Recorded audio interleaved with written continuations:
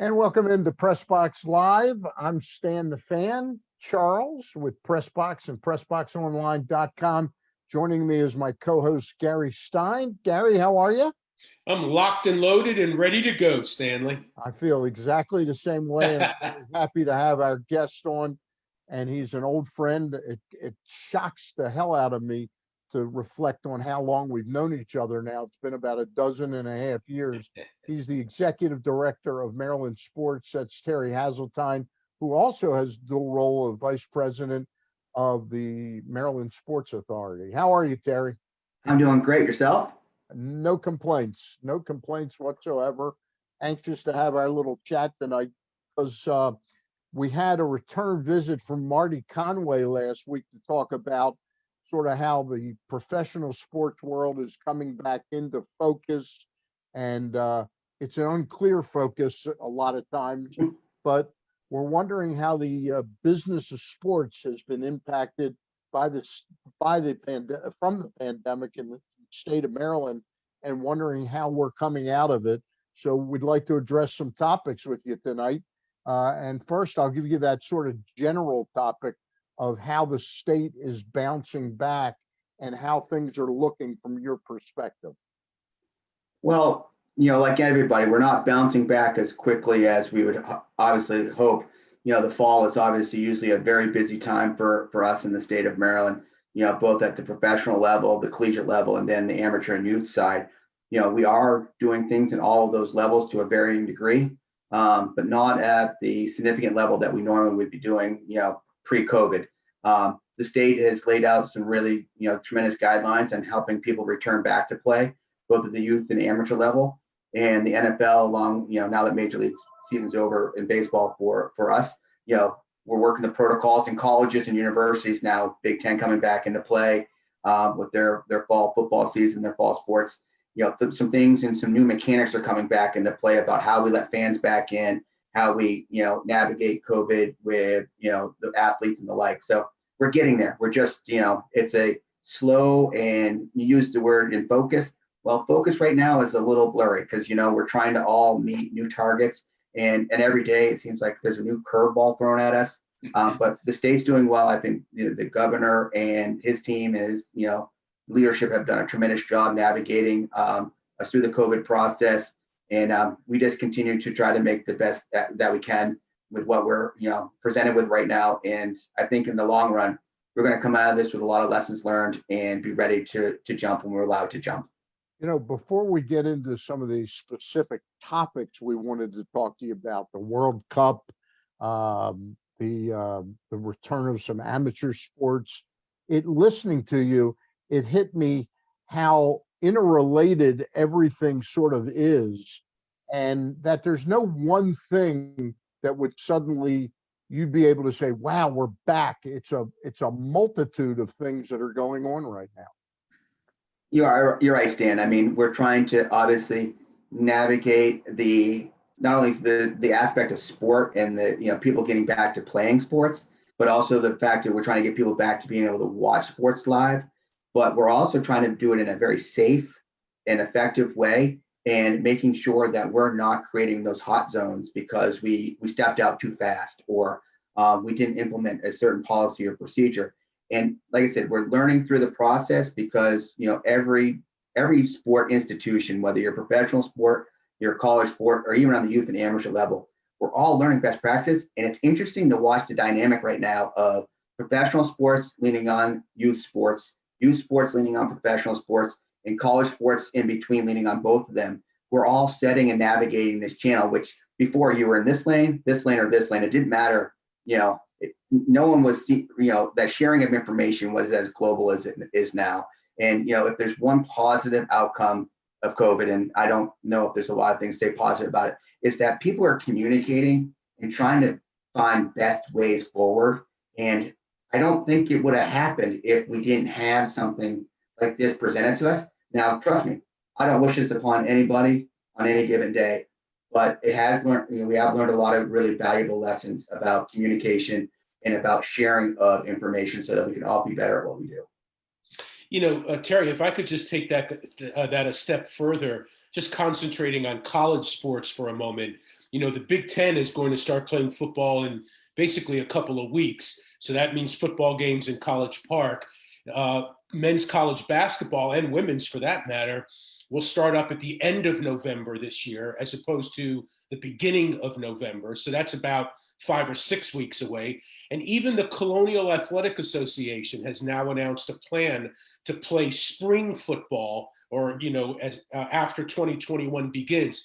So following up on your communication issue that you just mentioned, like how close are you to those discussions? Like, when do you find out that the Big Ten has made its decision, and how abreast are you of the CAA and like everything that's going on there? How do you keep it all together? Honestly, a lot of good friends in the industry. We have some great athletic directors across the states, in all the conferences. We have great leadership in our professional, teams here in Maryland, and we just constantly just reach out to each other. There's no magic button that says I'm supposed to call so-and-so on a given day to find out more information. Sometimes, in all fairness, we do learn together because, even though some of these institutions are in with their conference discussion, sometimes the news breaks before they thought it was supposed to break. So they're a little bit responsive. But I think when it's all said and done, we're just constantly having this network of communication. We belong to a lot of the same, national governing associations, or we're members of them. So we're hearing information as it flows. And like I said, sometimes it's word of mouth, and sometimes it's just, good friend calls you and says, hey, here's who's lining up to, take the next step and, open their doors and start this process. And sometimes I don't hear from Maryland, institutions or Maryland, organizations first, because the network of, professional network out there is very, large. And sometimes I hear things out of Atlanta before I hear things out of Maryland. But it's not to say I wouldn't hear from Maryland. It's just constantly just paying attention and people constantly reporting back. So it's good brotherhood and family out there of people who work in this industry who just want to make sure we all do the best that we can, so that we don't make this a misstep that someone else could help us avoid. And one final note on that, what we're not hearing a lot about right now is high school sports. Like, how close is your communication with Andy Warner at the MPSSAA, Lee Dove at the MIAA for the boys, and Sue Thompson for the IAAM, the girls part of that? How closely are you communicating with them about what their plans are?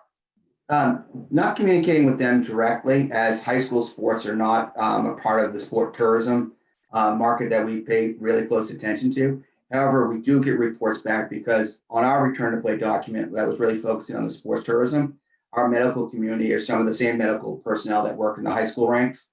So we're getting information across multiple sources. So between what we're doing with our medical community and with the state and the various county medical communities, there's a lot of collaboration across high school sports into youth and amateur sports, as well as the collegiate and professional sports.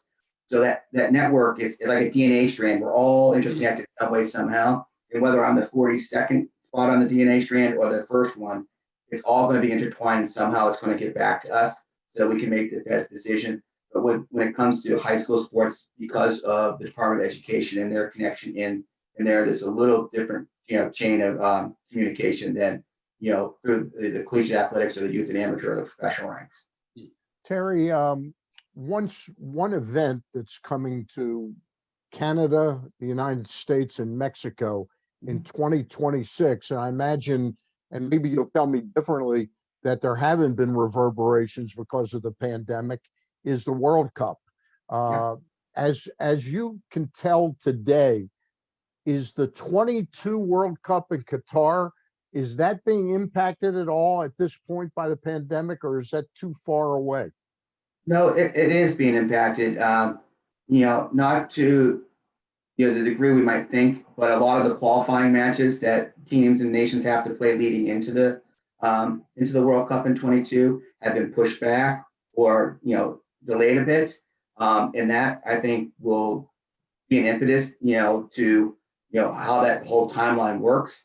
The other thing that you have right now is Qatar's a winter World Cup and not a summer World Cup. So that changed the dynamics in its own rights. but it's really affecting the qualifying play of how teams qualify to get to the World Cup. And those things are all kind of a moving target right now. Because we're a destination in 2026, that is part of the FIFA World Cup process. One of the things that we're getting some intel on that, because it affects matches that might be played next summer, because next summer would be a qualifying summer, and Team USA, CONCACAF, and all of those events are qualifying activities. We're seeing the push in schedules. We're having to navigate where something might fall in our calendar. So we're paying close attention to what's happening and the impact COVID's having, because a lot of teams got back on the field late in the English Premier League, or are postponing their schedule by a week or two. So it's just a trickle down effect, but it'll catch up. I mean, soccer is one of those nimble and fluid games. They'll figure out how to catch up on the rotation of games, and instead of having whatever the normal time of gap between the World Cup and your last match, it might be narrowed a little bit. But they're high profile athletes. They know how to recover. They know how to bounce back and play in a high profile event like the World Cup. So we are roughly 6 years away from the event that's due to come to the Canada, the United States, and Mexico. What is going on right now in your world trying to attract events, either teams practicing, making Baltimore their home base, or actually bringing a game to the state of Maryland? So right now, I would say we're in that campaigning stage. Right now, we know the United States, Mexico, and Canada have won the rights to the World Cup. We know that there are 17 venues right now in contention in the United States, and they're only going to put about 10 venues into play for matches. The other 7 cities will get a piece of the World Cup, whether that's a major meeting, whether that's a significant training base for one of the teams, or even the media epicenter. So every city that's in there is going to get a touch point when the 26th World Cup comes to North America. So right now we're campaigning to try to be one of those final 10 cities that gets the host matches in our stadium. We're campaigning with the locals to make sure they're aware of what's going on, making sure their voices are heard and can be counted on our website at baltimoremd2026.us, and also working and building out the framework of our host committee, both at a grassroots level, but also at a corporate level, trying to raise funds right now to support what is going to be a site visit by FIFA in the first quarter of 21. That site visit is going to be a all hands on deck, showing off the city of Baltimore like we've never showed it off before, giving the best treatment that we can, making sure they see everything that we talked about, our capabilities, our skill sets, and talk about our legacy.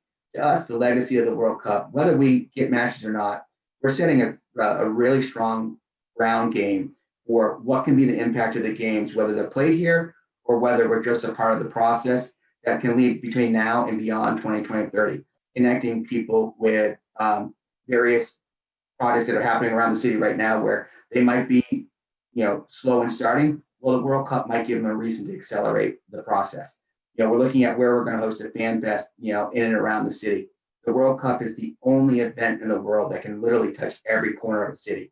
And we're going to make sure that every community in Baltimore has a chance to engage in activities, whether that's, leaving a legacy of a mini pitch in a community, or if that's, putting face masks on underserved communities, or putting grocery bags in connection with less underserved communities, tying in the World Cup as the reason why we're able to put those materials in the process, and making sure that we give more green space throughout this process for some of these development projects that are happening, so we can create spaces where kids can be kids. Whether it's soccer, we obviously want to grow the beautiful game of soccer, but at the end of the day, we want to create an environment where everybody can be included, everybody can have an opportunity, everybody can touch it, no matter what your cost of living is or what your household income is. You can play a role in the World Cup coming to Baltimore, and you can play a role in being a part of it, no matter who you are in the city of Baltimore and the state of Maryland. We want everybody and we welcome everybody. If I could just throw in one follow-up there, and then Gary will ask you a couple.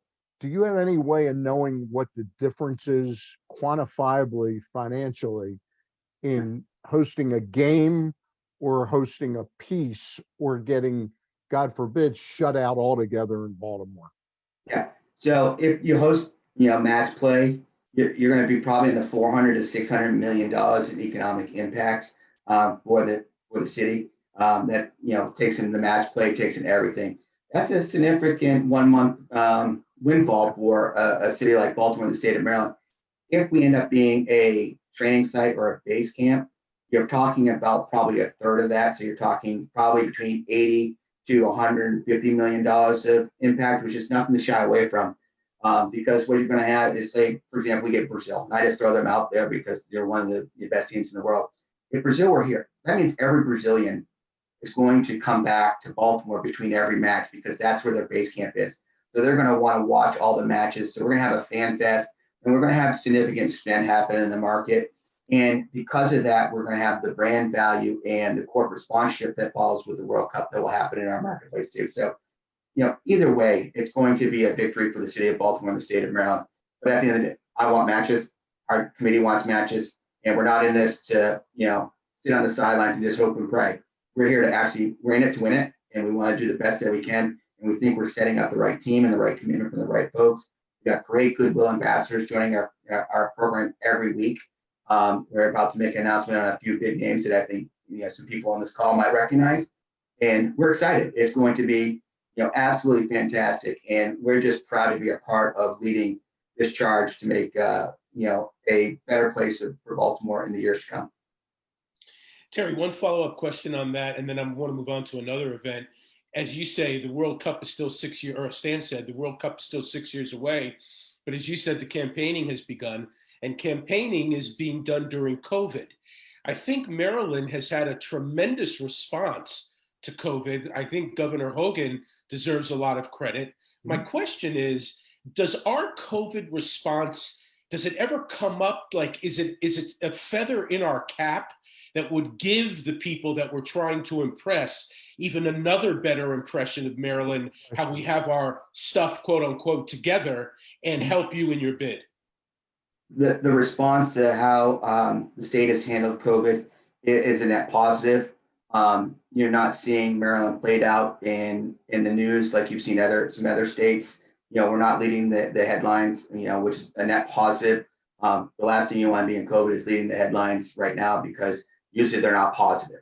Governor Hogan, while he was the chair of the National Governors Association, gets a lot of credit for helping orchestrate not only the state of Maryland, but the governors across the country. And he did a fantastic job. I hear from my colleagues across the country, people who say, I wish you were our governor, because, we misstepped a few ways, times along the way. Your governor seems to have been, steadfast. Now, don't get me wrong. We all, have our opinions on various things, but when it's all said and done, the commonality is that Maryland, has done a really nice job of, handling COVID, reporting on COVID, and making, good impact decisions about how we move forward with COVID, with a very robust roadmap to recovery plan. My office with the return to play for youth and amateur sports, our professional teams and our collegiate, programs have done a nice job about jumping in and, everybody on deck to help. So yes, a long-winded answer to say yes, our response has helped from knowing that we have really good leadership that's going to help us push this thing as far as we need to push it to be successful. Very good. Now, closer on the calendar next year, next fall of 2021. I know you're very excited about the event coming, the biking event. My brother-in-law is actually an avid biker, and he's already starting to talk about it. But my question to you is, from what we know about it right now, okay, the way that we're responding to COVID and what COVID is doing and what the prognostications is, what science says, et cetera, what does this event look like to you right now? Well, right now we are jump starting. Matter of fact, I had a 4-hour conference call today on the events to talk about strategizing for September 5th, 2021. Right now, we feel like some things are going to start lifting. We're going to be able to bring in the athletes from across the globe. The Tour de France happened this year, delayed, but it did happen. The Giro happened in Italy. So some major cycling events did happen this year, and they got the World Championships in too. So that's a net positive that there's examples that we can follow now about how we can spread people along the route, so that if we have to implement COVID processes and procedures throughout the event, we now have a roadmap of some of the biggest cycling events in the world to utilize as our roadmap. And I think we're moving in the right direction. United Healthcare signed on as our supporting partner So it's the Maryland Cycling Classic supported by United Healthcare, which we're really excited, and we'll be making a bigger announcement about that in a couple of weeks as we announce the official date. When the UCI announces that, publicly, I kind of let the cat out of the bag, but you hear it here first. And I think it's a full, robust weekend of the prologue, which is an education and engaging component with hospitality, packages with it. Will it be as grand as we probably were projecting initially? There might be some trepidation from some folks wanting to come back, but we think we're going to have a really robust cycling class with a lot of youth and amateur rides involved with it. The Bridges of Hope ride that will happen up in Baltimore County outside of Kelly Benefits on that Saturday before. So all the puzzle pieces are starting to come together, and we think this spring will be a really robust time. The unique challenge that we're facing right now is in about 29 days, Dan, we have an election at the city level. So we're going to be a transfer of power at the city level. So we'll have to do a quick engagement with the new administration so that we can roll into 21, no pun intended there, to really make sure that we nail down the route that we need and want in the city of Baltimore for the finale of it. So we still have a lot of lifting to do, but we're really excited about the potential and being the only professional one-day road event in the United States is a pretty big coup for Baltimore.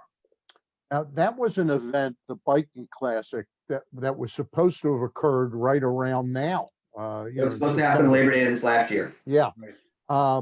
You put so much time and energy into these things. Are you comfortable that the event next September, if that's when it comes off, will produce the same economic kind of jolt that it would have if COVID hadn't been here? Because so much of these events depend upon moving people in to house them in hotels and spending money in restaurants and all that.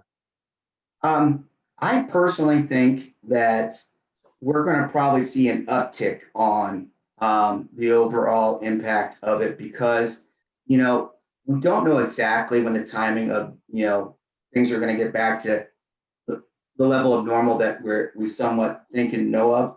But I do think that people are looking at sports like cycling and sports like the 5-Star and the World Cup as opportunities, one, to get back in the flow of sponsorship. Now, our sponsorship, we might have more sponsors because they'll come in at lesser value, to come in. But I think we'll have more engagement from that perspective because people want to be connected to world-class opportunities. And we think we're presenting a world-class opportunity. And because of that, I think we'll have that. But I also think we're getting an earlier start on the prologue this go around, which is an engaging, education, informative 2.5 days of content-driven, opportunities with really good hospitality, high-end, sponsorship opportunities in there. And then it's hospitality on race day, and also a chance to ride with some of the pros during training. So it's one of those things. So I think we might be able to put packages together now that allow a little bit more intimate, but we can put a little higher scale on them because of the intimacy of them. And, I think we're going to be somewhere around the same, if not even a little bit higher, is what my gut is telling me right this time. All right. You alluded to the 5-Star event. It's something you and I have been talking about, and Gary, since we did the TV show a couple of years ago, and got wind of the fact that you were attempting to bring a 4-Star event into Maryland, and you actually won that would have taken place about a year and a half ago. Yeah. And you ended up declining that to then go for a 5-Star event. Could you tell us a little bit about what the different levels mean economically to the state of Maryland, and just sort of where we are with, again, another event that might have taken place right around now? Well, it was supposed to be next week. Yeah. The 2020. So they're doing a virtual event. Go on to maryland5star.us/virtual, and you'll be able to see a robust 3 days of content that Jeff Newman and his team have put together. It's really impressive. I think you'll really like it. It's an hour episode every day at noon, talking about the 3 disciplines that make up the 5-Star: dressage, cross country, and show jumping, along with some special guest appearances and various activities, and engaging some of our sponsors to give them some love and attention early on, building some momentum for 2021.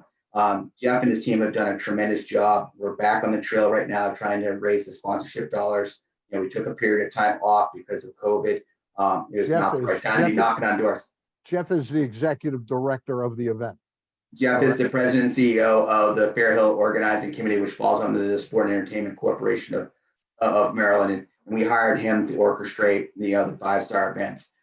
Obviously we were ready and equipped to run the events, this October if necessary. But because of the early decision by our host committee, we postponed it. We were able to do some other activities. We did the test event. Matter of fact, right now as we speak, the technical delegate from Europe is in town. We got him a special right to travel in to give us our final clean bill of health for the 5-star credential for 21. It did delay some things, but overall we're so excited to put that new special event zone through the paces. The test event went with flying colors. I wish people could have been out there to see it, but COVID prevented that. But the ring showed well, the cross country course showed well. The athletes are raving about the facility. The officials from the USCF and FBI are really elated about the facility. So now it's just about fine tuning and put a couple little tweaks in place, and now it's about promoting it. And then because of the what we did to the track out there, now more days of racing, more days of steeplechasing and jump racing, as well as flat racing. It's probably some of the best turf in the country. That's not me saying that. That's horsemen coming in and saying, "Holy smoke, this turf is awesome, and let us on it." And Jeff and team will also be running the Fair Hill races over Memorial Day weekend this year, and we'll be working with the National Steeplechase Association on other meets throughout the year, because we do have 8 race dates at Fair Hill. It's just a matter of now getting them on the book so we can execute on them on an annual basis. So things are moving along. The special event zone, our capital projects team at the Maryland State Authority did a tremendous job making that facility top notch, and couldn't be prouder to be a part of the whole process. And I remember, Gary, give me a second just to follow up. I remember when we first talked about this a couple of years ago, and I asked you, well, what does that really mean economically to the state? You compared it very favorably and said it might even be bigger than a Preakness every year. Yep, it has the potential. Once we get our feet on the ground with it, there's been a 3-star event out there for 30 plus years. It was a great event. The Fair Hill International has done a tremendous job over the years, taking that from a 3-star now up to the highest level of competition that you can get in eventing, the 3-day eventing. It's leaps and bounds. I mean, the caliber of the rider, the caliber of the horse, that much higher. The challenging of the course and the maneuvers that these horses have to make on the various 3 components, it's just that much higher. It's higher than the Olympics. So you're getting the best of the best. But there's also going to be so many other activities like the young horse events. There will be another, we're looking at a 3-star event to coincide with it. We're also food festival, music. It's going to be a 3-day festival. So Preakness and Black Eyed Susan capture 2 days. Now you got something that can capture your attention for a 3-day weekend. And it gives you a reason to travel into the market, into the region. And not only will it be exciting out at Fair Hill, but those people also spread out to see other parts of the state. So the impact of it will be more global than when, the Preakness is phenomenal event, and I'll never underscore how awesome it is. Yeah. But it's very focused in on Baltimore and Pimlico. And, the Fair Hill event it really encompasses the Mid-Atlantic region. Well, speaking of the Preakness in Pimlico, I think it's a great segue, Terry. It obviously had a much different feel this year, as the whole Triple Crown Chase did, and sports in general. But the big news, at least for Marylanders and for Baltimoreans, is the governor's comments that he remains committed now to keeping the Preakness at Pimlico in Baltimore City. Tremendous news. I personally didn't think it was going to happen. I don't want to speak for Stanley, but it didn't look that way a couple of years ago, even last year. I was very dubious of it. Very dubious. But regardless, tell us what that looks like right now. With COVID, obviously, I'm sure it's been delayed, whatever. But where are we right now with that whole effort? So Gary McWigan, who is our senior vice president, is overseeing the process. There's been a bunch of information sought, RFI process, RFP process out there in the market. the nice part about COVID is it allowed us to put, documents and the research material out there that's necessary for our team, along with partners, to make good decisions about who ends up, getting the opportunity to design and build and pull all that project together. But they're moving forward.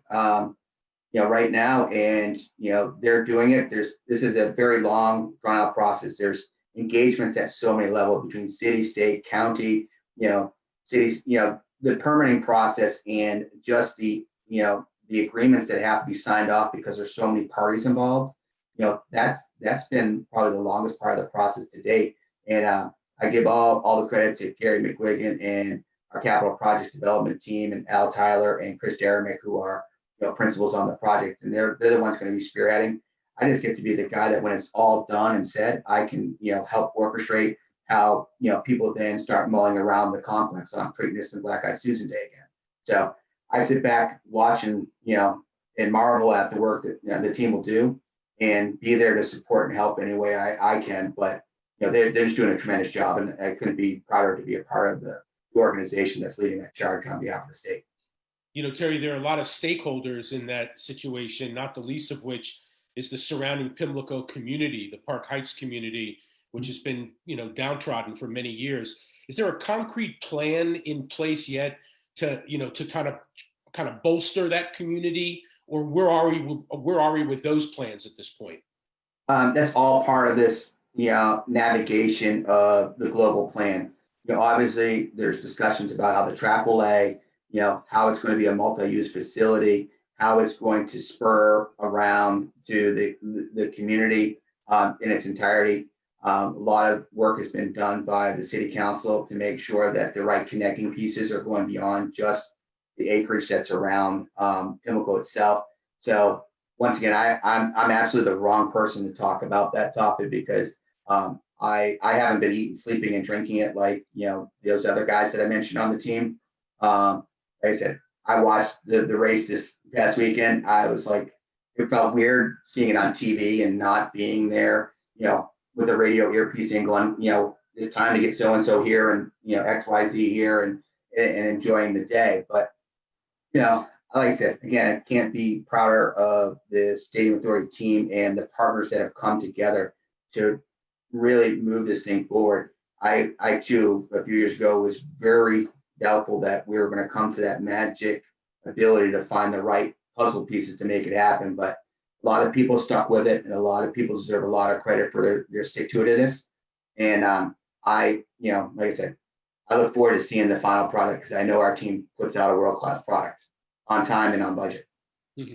Just a couple more topics, Terry, before we let you go. And one of those things is, and Gary alluded to the high school component to return of sports. Well, while the state isn't necessarily involved, or your Maryland sports isn't involved with high schools, you do a lot of stuff with kids that are of high school age and younger, with the amateur sports that come in, things like Lax, Summer Sizzle and Lax World. Could you talk a little bit about those, when those might return? Because I was shocked when you and I first got to know each other at how much those things collectively bring into the state coffers and how important they are. Well, I can tell you this: youth and amateur sports is huge business across the country. If you look at my LinkedIn profile, you'll see a chart that I reposted again today. I posted it back in the spring. It shows you that youth and amateur sports out impacts the NFL, Major League Baseball, MLS, and all of those sports. Yeah. $19.8 billion of impact through youth and amateur sports. NFL 16.8. So when you're talking right now, you're talking about the NFL and all the attention that's to it. Don't get me wrong, well-deserved and well-earned. However, when you look at the pure economics of sports, it's the youth and kids playing games on the weekends, moms and dads traveling around the country, getting their kids to play at various tournaments and opportunities. In the state of Maryland, through youth and amateur sports, direct impact, and I'm talking direct impact, we're not putting in an economic impact calculator yet. Just on direct impact, we're generating about $200+ million a year in youth and amateur sports, activity. put that into an economic impact calculator. Remember, no college, no professional sport. That'd be close to $1 billion of impact a year on the state of Maryland for youth and amateur sports. Hence why it's important. These travel sports are important. Club level, leagues and teams are getting bigger and bigger. This weekend we have the soccer tournament going on at Covenant and Howard County, a huge event. But during COVID, some of these events have occurred. They've been scaled down significantly. Events that were bringing in 300 or 400 teams might have only been in 150 to 200 because you're having to spread them out over so many more fields now and spread the parents out. Yeah. We created a return to play guideline and resource tool for the youth and amateur sports business, and counties like Montgomery and Prince George have used it as their benchmark to setting rules and guidelines within their counties. And some counties have been very quick to open back up for youth and amateur sports, like Wycomico County, for example. They do a significant chunk of their tourism, piece through youth and amateur sports with the USSSA World Series, the Governor's Challenge, Athletics World Series. So youth sports is a major economic driver for the state of Maryland, and it's really our primary focus. And we dabble in these big time sports from time to time, but it's interesting that these big sports, and the energy and the attention they get because of their global profile. But if you go back to the grassroots and you go back to the bread and butter of it, it's youth and amateur sports and the sport tourism industry that's driving the economic market. And if you look across the state right now and you looked at what counties are doing various things, the thing that's driving their economy right now, I'd be a wagering man and say it's youth and amateur sports are the things that are helping them get their doors back open. Fascinating.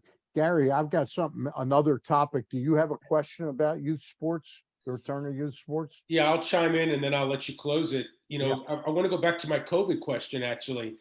Terry, every state has a sports commission. All the neighboring states do. While I'm sure you all gather together and talk about best practices and support one another, and there's a common goal and a common mission, you are technically in competition, especially with the states that are close to us, the Pennsylvanias, the Delawares, the Virginias, et cetera.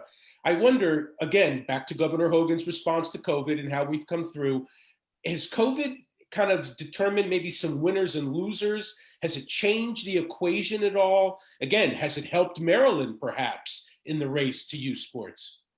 Short term, I think it had changed the equation a little bit because there were some places that were quicker to open than others, especially earlier on, where you saw some people maybe cross the border to try to get something.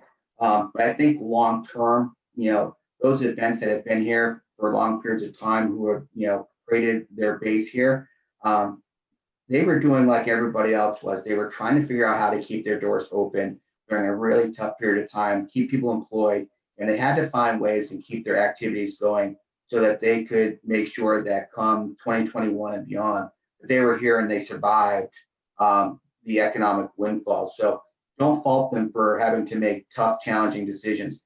However, we think because we're the only state sports commission, in our region, Delaware, they have one sports commission. We have a sports commission for the state, but then we have all these partners throughout the state that, make us a stronger, unified team in our Team Maryland approach. And Pennsylvania is the same way. They have, sports commissions across their state, but nothing at the state level that, identifies this market.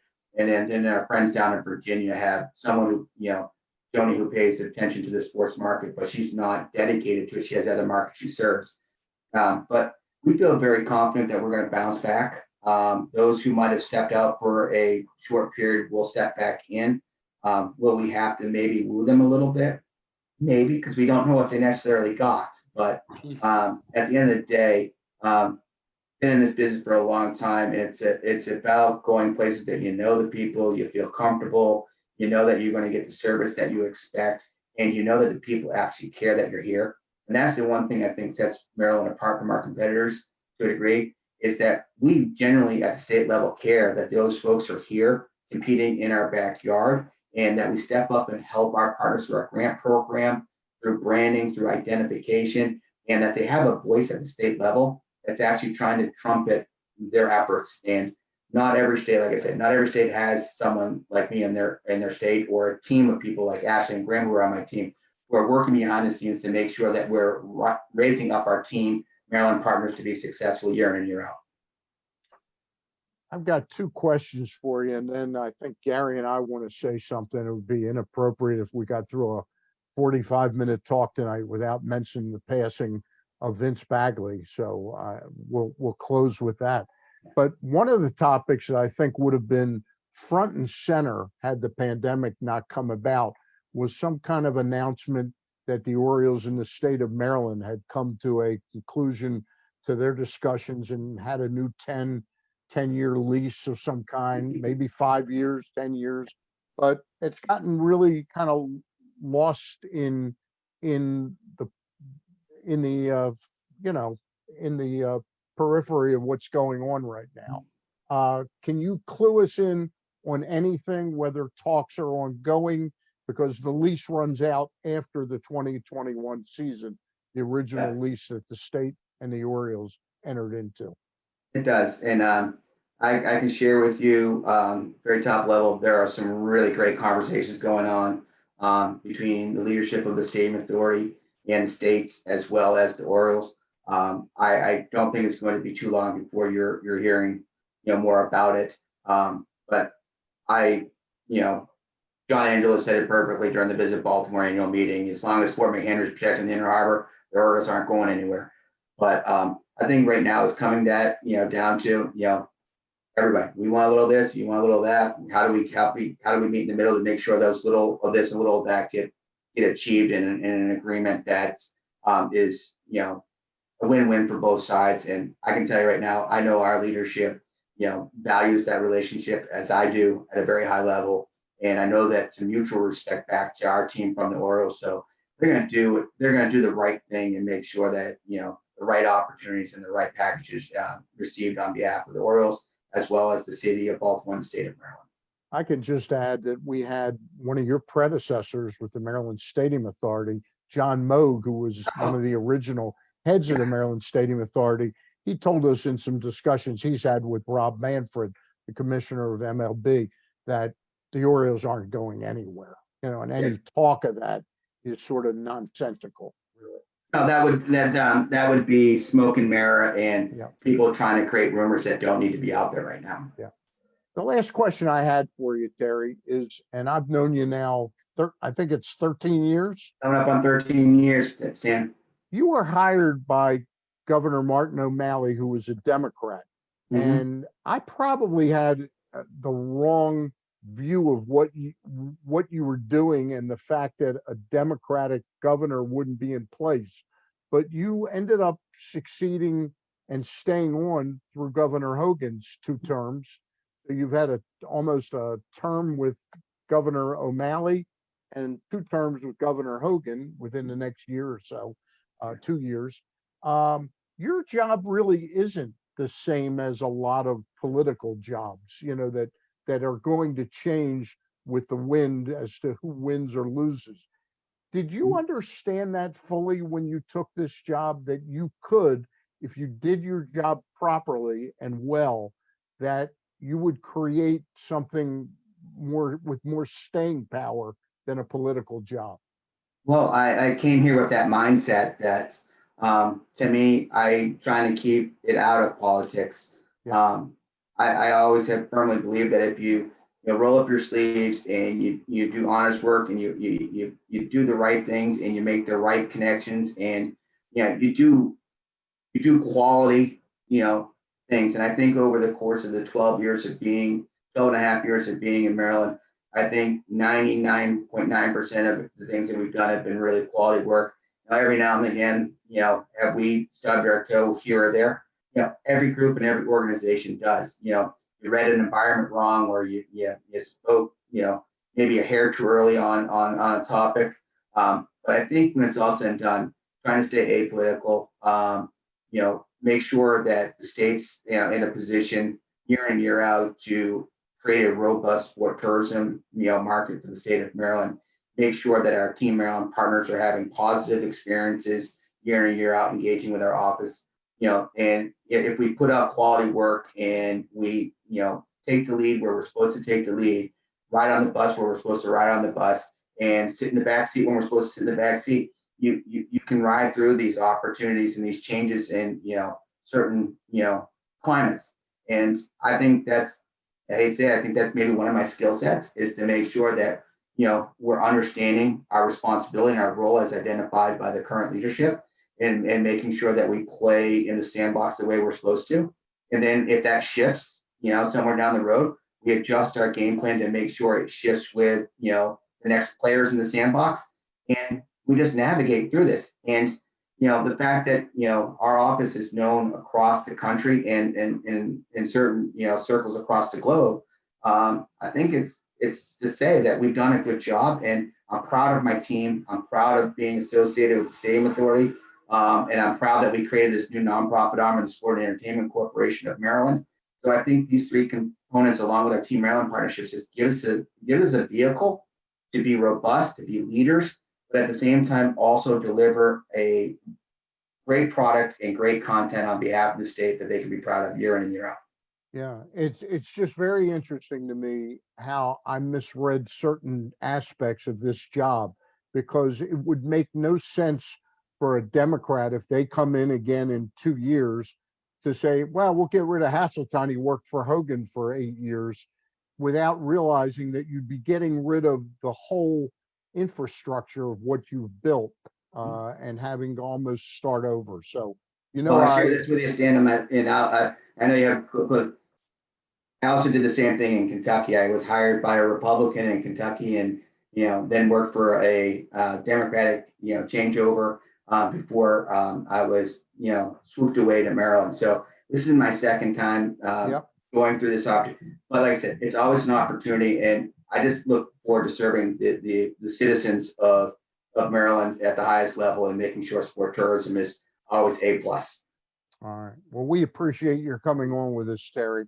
And if you'll hold tight for a minute, Gary, we got the news this morning that overnight last night, Vince Bagley had passed away at the age of 93. I don't know how well you knew Vince, but very special guy, and they just don't make them like Vince Bagley anymore. Yeah, well, to be honest, I didn't know Vince very well at all, Stan, but regardless of that, he actually played a significant role in my career. And I'll tell you why that is. I moved here, as you probably know and remember, back in 1987. I was only 25 years old, and I was completing a degree at Towson University and working for the Towson radio station, WCVT at the time. Now it's WTMD 89.7. Back in the day, the point is that we were very heavily involved in sports. And one of my first assignments for WCVT was to cover a Maryland Stadium Authority, ironically, sponsored question and answer session with Herb Belgrad, as they were discussing the building of the new stadium of the Camden Yards facility. And so this was my first assignment, actually, my first one. It was like in February of '87. And I go to the event. It's at Loyola College, now University. Vince and Scott Garceau are hosting the event. Herb Belgrad is up there. They're asking questions, et cetera, the media.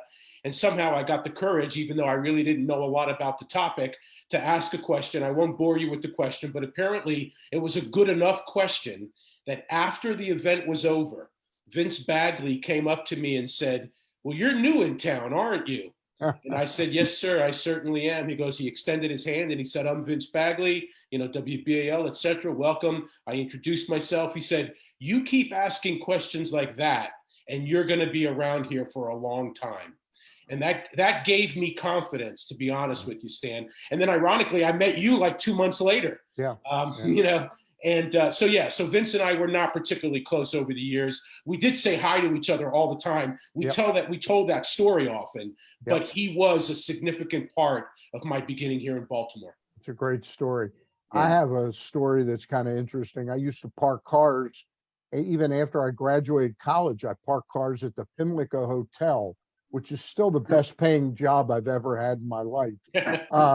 And Vince used to come by, and when I got into sports in 1981, and I'd see him at some events, he'd say, "I used to park cars. I remember talking to you at the Pimlico Hotel." And he always remembered that. And there was something special about that he let me know that that's really cool that you went from that to where you are in the world of sports, and you had the people's eye on things. So, I'd see Vince the last 5 years, probably twice a year, but he's a very special man, and he was part of the landscape here for a long, long time. No And doubt. we'll miss him, We will and miss our him. thoughts go out to his family.